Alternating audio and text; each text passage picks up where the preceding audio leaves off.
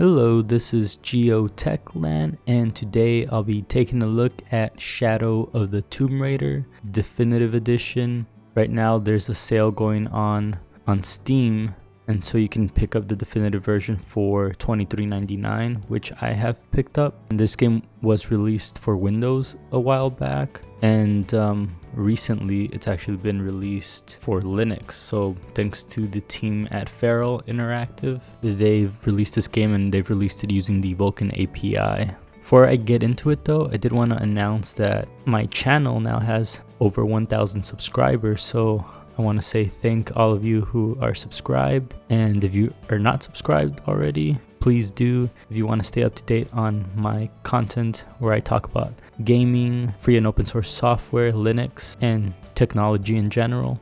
So definitely check me out if you're not subscribed already. Of course, this is my channel on YouTube, and if you're not a big fan of YouTube, I am on a few other alternatives like PeerTube, LBRY, and BitChute, so you can always check me out there as well. I always have links to that in the description below. So for Shadow of the Tomb Raider, I'm not going to really show much gameplay. I did just want to talk about the performance a bit though, and I'm really going to base this on the benchmark, the built-in benchmark I ran, just to kind of give you a little glimpse of how it's going to perform. So here's a screenshot.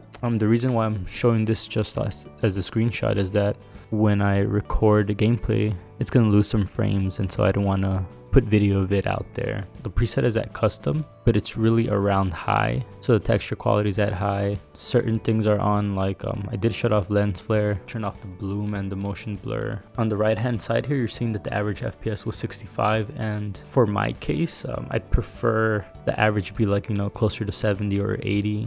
That way when it does dip, it'll be rare if it goes below 60, just to kind of keep that consistent 60 plus FPS. So obviously I'm still using the AMD Ryzen 5 1500X, so it's a bit of a more dated CPU. I was thinking of getting something like a 3600X this time around, but I may hold off one more year for the next iteration of the CPU. I am using the RX 580, and I've also been thinking about upgrading because I feel like on Linux a 580 won't really get me 1080p high, maybe even ultra at 60 plus FPS, especially with newer games coming out, and especially on Linux because I'm using the compatibility layer, or even with this game that doesn't use the compatibility layer. So I'm thinking of upgrading that as well, maybe a Navi 15700 or 15700 XT. So can you play this game on a 580? This should give you a ballpark estimate of what you can expect. I personally would go for something higher than a 580. That way you can ensure the FPS won't dip down below 60 FPS too much here. Let me actually switch to a different image just to see the display that I was using. 1080p, VSync was off, anti-aliasing I did have at TAA, so this does have some anti-aliasing, so maybe if you switch that off you can get a little bit better, but I don't know, personally for me I do mind, or I do prefer just a little bit of anti-aliasing on my games. But yeah, I did just want to talk about this game specifically because there's a good deal going on for it, and it's a game available natively on Linux using Vulkan, and I just wanted to give you an estimate of how well this game is running.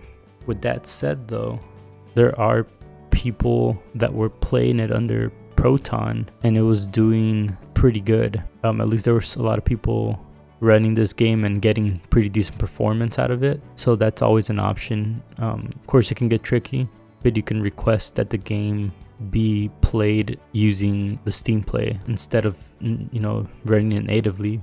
I've actually had to do that with the Swords of Ditto because for some reason the native version sound never worked on it, and until I tried playing through a Steam Play, then it did start working. So you may have to fiddle with that. But alright, stay tuned, and if you like the work that I do, please like, share, subscribe, and I will see you all next time.